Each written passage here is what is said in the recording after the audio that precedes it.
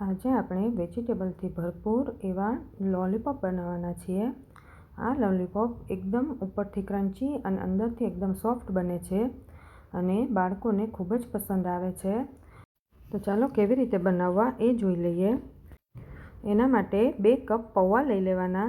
આ પૌવા આપણે જે પૌવા બટેકા બનાવવા માટે જે વાપરીએ છીએ એ જ પૌવા છે।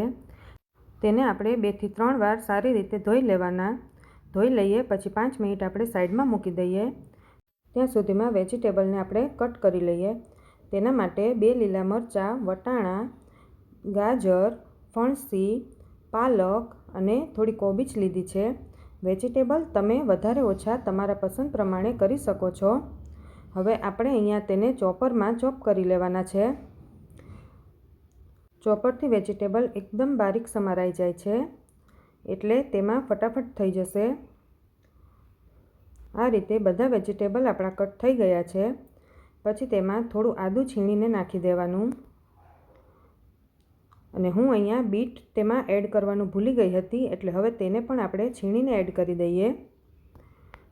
પછી થોડા લીલા ધાણા એડ કરી દેવાના। 2 બાફેલા બટેકાને મેશ કરીને નાખી દેવાના।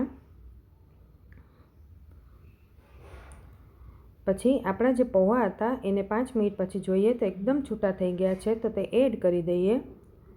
પછી તેમાં મીઠું સ્વાદ પ્રમાણે, લીલું મરચું એડ કર્યું છે એટલે 1 ચમચી જેટલું લાલ મરચું, 1 ચમચી જેટલો શેકેલા જીરાનો પાવડર, અડધી ચમચી જેટલો ચાટ મસાલો, અડધી ચમચી જેટલો ગરમ મસાલો અને અડધી ચમચી જેટલો આમચૂર પાવડર એડ કરવાનો છે।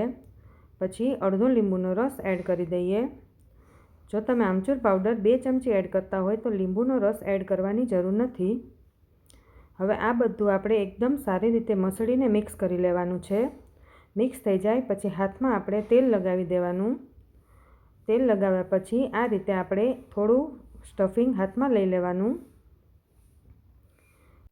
આઈસ્ક્રીમ સ્ટીક આવે એ મેં લઈ લીધી છે, તો એને આપણે વચ્ચે મૂકીને આ રીતે બોલ વાળી દઈએ અને તેનો આપણે લોલીપોપ શેપ આપી દેવાનો છે।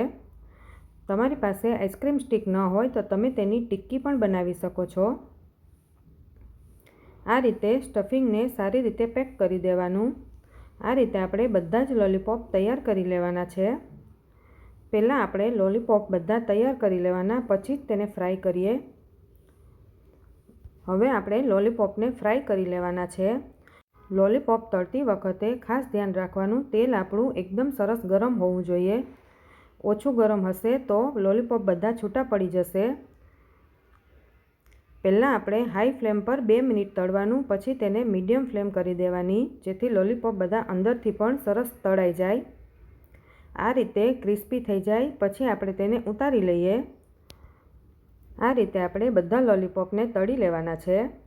પછી લોલીપોપને તમે ગ્રીન ચટણી સોસ સાથે સર્વ કરી શકો છો અને લોલીપોપ તમે લંચ બોક્સમાં પણ બાળકોને આપી શકો છો।